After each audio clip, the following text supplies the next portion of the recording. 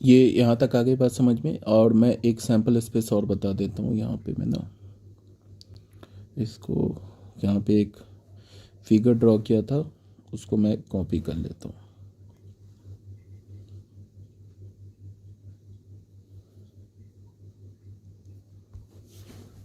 देखो ध्यान से, अगर मैं तुम्हें बोलूँ ना एक रैंडम एक्सपेरिमेंट मैं लूँ ऐसे, एक मैं रैंडम एक्सपेरिमेंट लूँ थ्रोइंग अ डाई,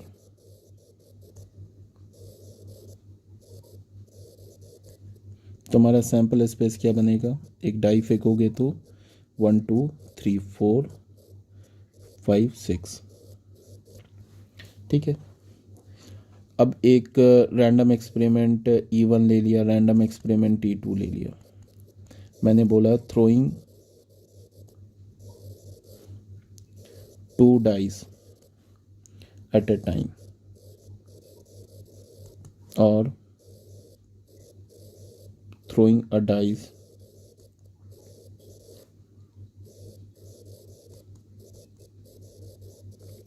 दोनों एक बात है। दो डाइस को तुम एक साथ फेंको या एक डाइस को दो बार फेंको, एक ही रैंडम एक्सपेरिमेंट है।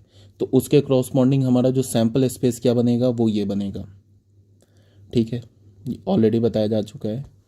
ये हमारा जगह की कमी पड़ गई यार, यहाँ पे काम करता हूँ ना मैं, नया पेज खोल लेता हूँ।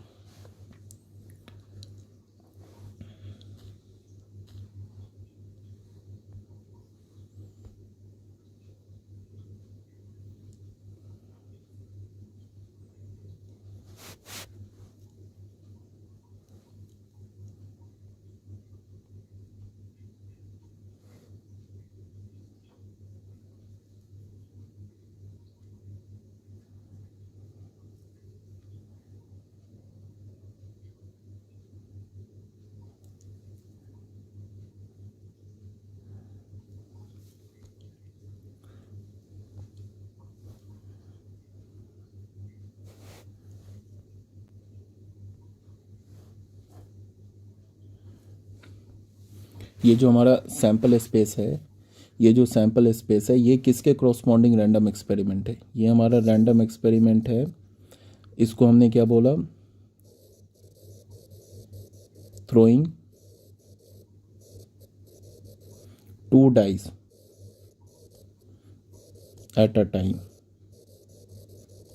और throwing a dice twice,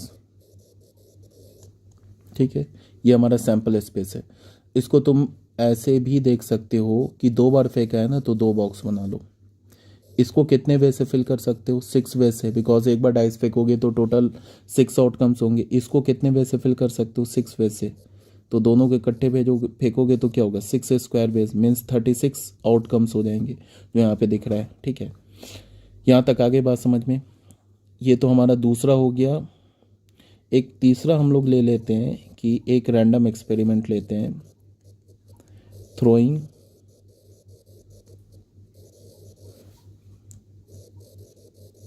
3 dice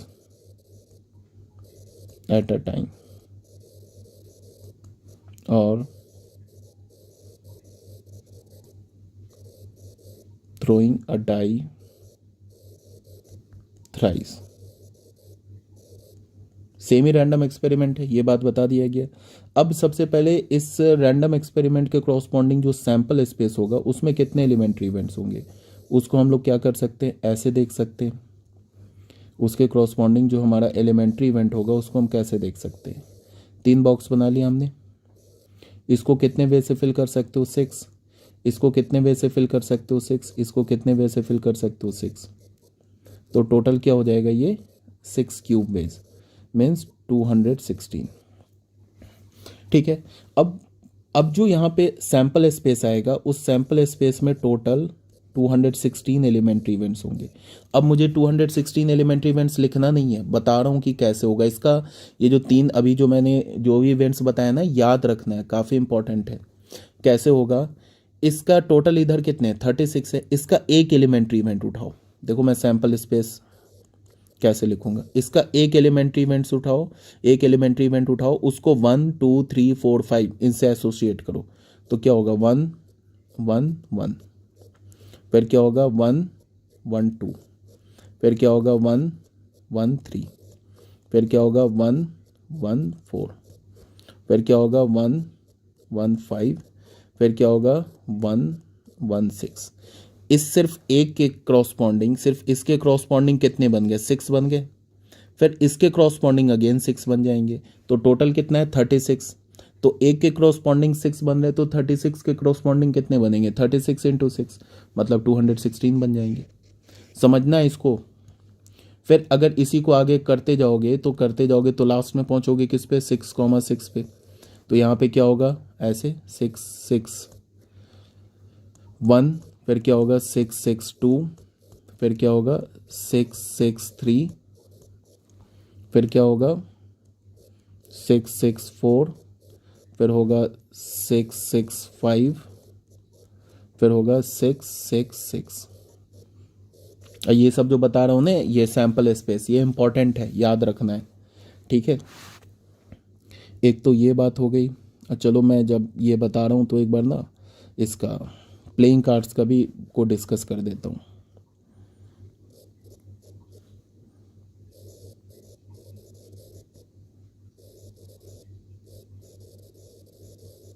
playing cards देख लो।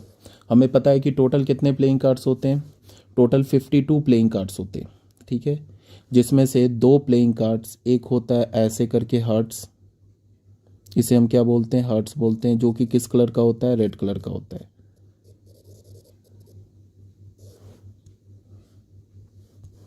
जो हमारा कौन से कलर का होता है? रेड कलर का। ये जो हार्ट्स होता है ना, ये रेड कलर का होता है।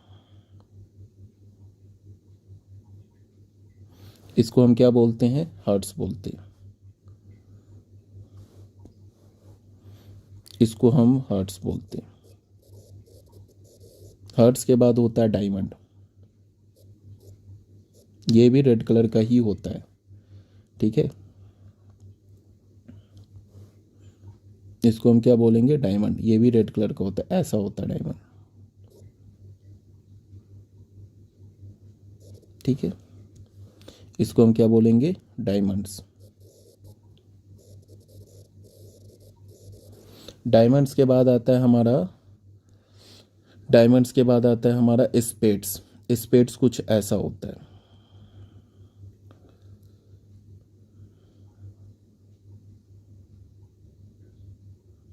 इस टाइप का होता है। स्पेड्स जो होगा ना, ऐसा होगा। ये किस कलर का होगा? ब्लैक कलर का। ये 10th क्लास में ऑलरेडी पता होगा। ये हो गया हमारा ऐसे करके ब्लैक कलर, ठीक है।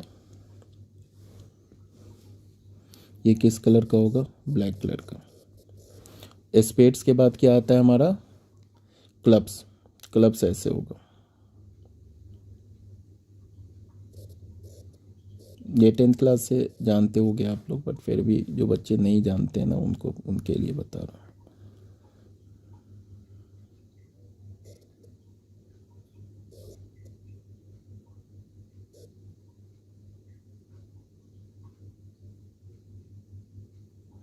ठीक है, आई होप सही बन गया ना।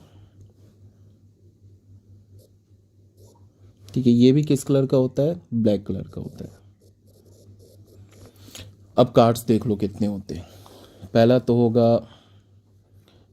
होगा किंग, क्वीन, जैक। उसके बाद क्या होगा? 10 9 8 7 6 5 4 3 2 1, ठीक है ना। और यहाँ पे ये सेम कार्ड्स जो है, यहाँ पे ये जो हमने किया एग्जैक्टली सेम क्या हो जाएगा? सॉरी, यहाँ पे सेम होगा एग्जैक्टली, ठीक है। उसके बाद क्या होगा? यहाँ पे फिर अगेन किंग, क्वीन, जैक, 10 9 8 7 6 5 4 3 2 1। यहाँ भी किंग, क्वीन, जैक, 10 9 8 7 6 5 4 3 2 1। ये आ गए बात समझ में। तो टोटल कितने कार्ड्स हो गए? 13 4 ज़ा 52। उसके बाद क्या है कि ये जो हमारे पास 3 कार्ड है ना, ये जो किंग क्वीन जैक है, ये जो हमारे पास 3 कार्ड है किंग क्वीन जैक, इसको हम क्या बोलते हैं? फेस कार्ड्स बोलते हैं। ये जो हमारे पास 3 कार्ड है, ये हो गया, ये हो गया, ठीक है। ये हमारा जो हो जाएगा, ये क्या हो जाएगा? फेस कार्ड्स,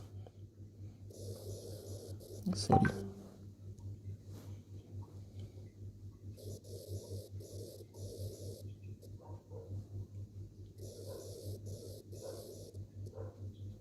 ये हमारा फेस कार्ड्स हो जाएगा, ठीक है। अब अगर मैं तुमसे बोलूं कि टोटल फेस कार्ड्स कितने हैं, तो टोटल फेस कार्ड्स जो है वो है 12। कैसे? 3 6 9 12। अब मैं बोलूं कि टोटल रेड फेस कार्ड्स कितने हैं, तो टोटल रेड फेस कार्ड्स कितने हैं? 6। और टोटल ब्लैक फेस कार्ड्स कितने हैं? 6। और टोटल फेस कार्ड्स कितने हैं? 12। टोटल कार्ड्स कितने हैं? 32।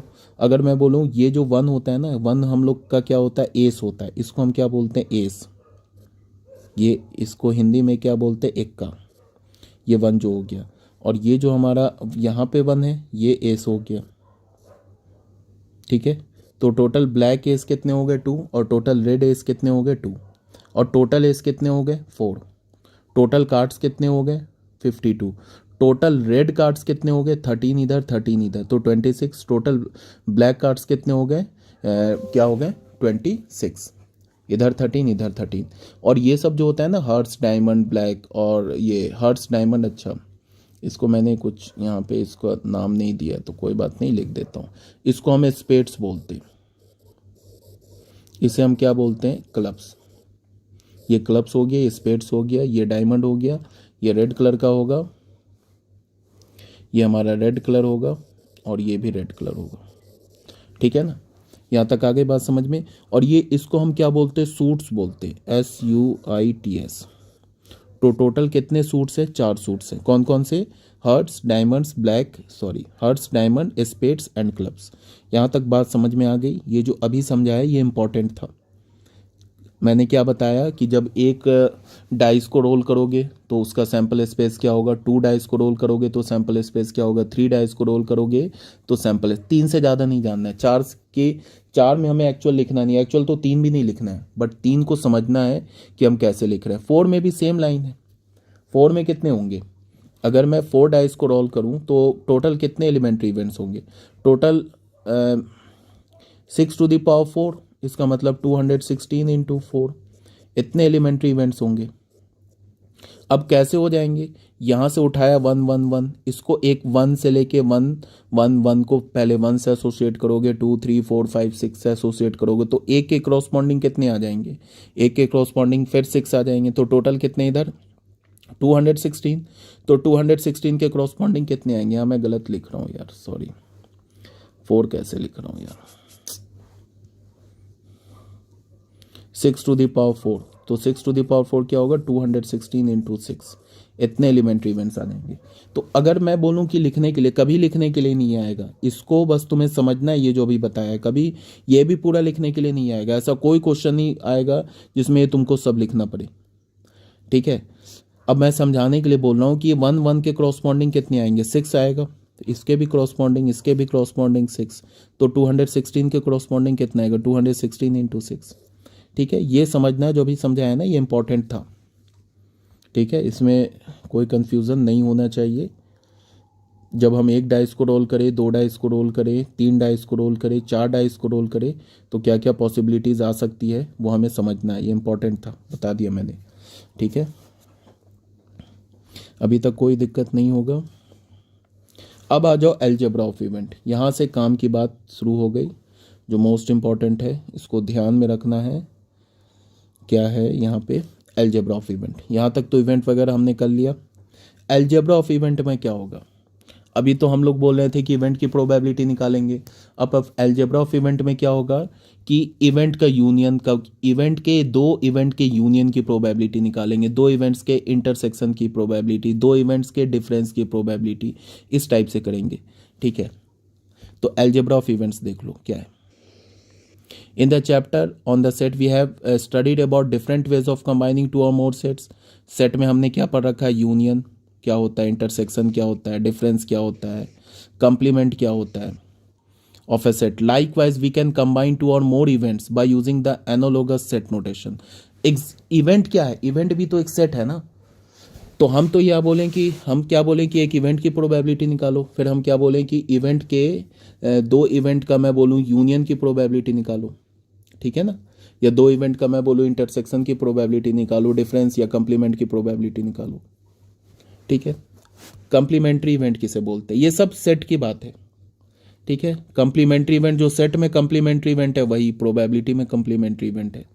फॉर एवरी इवेंट ए, कोई भी इवेंट ए हो, ठीक है, there corresponds another event A complement को ऐसे लिखो या फिर क्या करो, ऐसे लिख लो ए कंप्लीमेंट को, ए के क्रॉसपॉन्डिंग ऐसे लिखो या फिर इसको तुम ऐसे लिखो, दोनों केस में लिख लो, दोनों केस भी हमारा क्या है, ए कंप्लीमेंट ही है, ठीक है ना, ठीक है। ऐसे भी लिख सकते हैं कंप्लीमेंट, ऐसे बोल दिया, दोनों एक ही है, अलग अलग नोटेशन है। यहाँ पे अगर ए हमारा कोई सेट है तो ए कंप्लीमेंट को हम कैसे लिखते हैं, ए ऐसे डैश या इस पे बार, ए पे bar, is called the complement. It is also called event not A complement को हम क्या बोलते हैं, नॉट ए। तो अगर मैं ऐसे बोलूँ कि जब जब ए अकर होगा तब तब नॉट ए अकर नहीं होगा, और जब जब नॉट ए अकर होगा तब तब ए अकर नहीं होगा। नहीं समझ में आ रही है बात, कोई बात नहीं, अभी देखो। For example take the experiment, एक हमने एक्सपेरिमेंट ले लिया, tossing 3 coins and associated sample space, ये इसका क्या हो गया, सैम्पल स्पेस हो गया, 3 कॉइन को टॉस किया हमने तो, ठीक है। एक हमने इवेंट ए ले लिया, इवेंट ए क्या लिया, हेड हेड हेड, ये head tail head, head head tail और tail head head, B the event only one tail appear, कम से कम ये सिर्फ एक टेल अपियर करेगा, ठीक है। क्लियरली द आउटकम HTT, ये जो हमारा the event A has not occurred, अगर आउटकम आया हमारा HTT आया तो हम क्या बोलेंगे, HTT को पहले खोजेंगे कि क्या इवेंट ए का कोई एलिमेंट्री इवेंट है, तो नहीं है, तो हम क्या बोलेंगे कि ए इवेंट अकर नहीं हुआ, तो हम क्या बोलेंगे, A event A has not occurred, but we may say that not A event has occurred, thus with very outcome which is not A we say that not A. इसका मतलब क्या बोला, ये सब सिंपल सी बात है, ए इवेंट नहीं अकर हुआ तो नॉट ए इवेंट अकर हो जाएगा, पहली बात।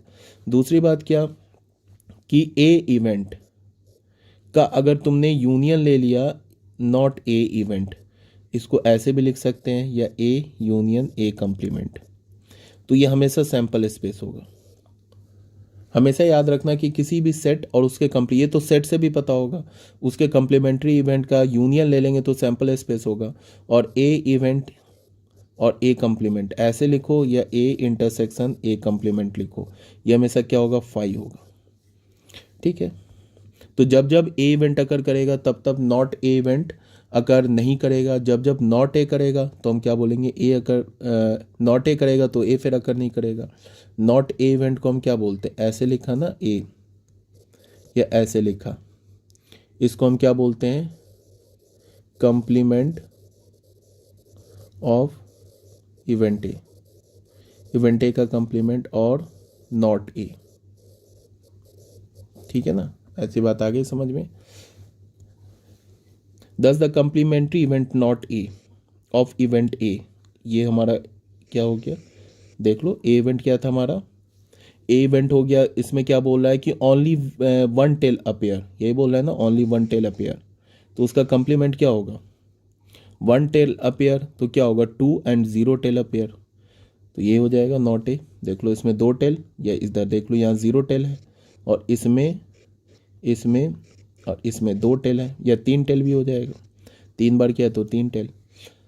एक कंप्लीमेंट को हम कैसे लिखेंगे, ए कंप्लीमेंट का कोई भी एक एलिमेंट्री इवेंट हमने मान लिया ओमेगा, तो ओमेगा तो सैंपल स्पेस का एलिमेंट होगा ही, ठीक है, तो ऑब्वियस ही बात है, और ओमेगा ए का एलिमेंट नहीं होगा, तो इसका मतलब फिर जो ए कंप्लीमेंट क्या होगा, सैंपल स्पेस से ए को हटा दूँ, ये तो सेम डेफिनेशन है ना, ये क्या बोलते हैं जो सेट में सेम डेफिनेशन है। ए कंप्लीमेंट को हम कैसे लिखते हैं, ए कंप्लीमेंट को ऐसे ही लिखते थे ना, the set of all X such that X belongs to A, ठीक है। एक्स बिलोंग्स, अगर एक्स ए कंप्लीमेंट का है तो क्या होगा, the set of all X such that X not belongs to A, ये हमारा क्या होगी, ए कंप्लीमेंट। ठीक है, या फिर हम इसको ऐसे बोले कि सैंपल स्पेस से ए को हटा दो तो ए कंप्लीमेंट मिल जाएगा, सिंपल सी बात है। ठीक है, ये हो गया। और ये मैं बता रहा हूँ कि ये जो टॉपिक चल रहा है ना कम्प्लीमेंट्री, ये हमारा अलजेब्रा ऑफ इवेंट्स, ये इसमें कहीं कोई नई बात है ही नहीं। इस सेट में जो हमने पढ़ा था ना अलजेब्रा ऑफ इवेंट, कि यूनियन कैसे लेते हैं, इंटरसेक्शन कैसे लेते हैं, कम्प्लीमेंट क्या होता है, डिफरेंस क्या होता है, सिमेट्रिक डिफरेंस क्या होता है, ये सब एग्जैक्टली वही चीज़ है। बिकॉज इवेंट है क्या, इवेंट तो खुद ही सेट है ना, तो सेट में जो भी सेट का अलजेब्रा है वो सारा अलजेब्रा इसमें आ जाएगा। जो भी सेट का अलजेब्रा है ना वो प्रोबेबिलिटी में आ जाएगा। तो यहाँ पे ये सब कुछ है ही नहीं, सेट में अगर जानते हो तो ये भी क्लियर हो जाएगा। ठीक है।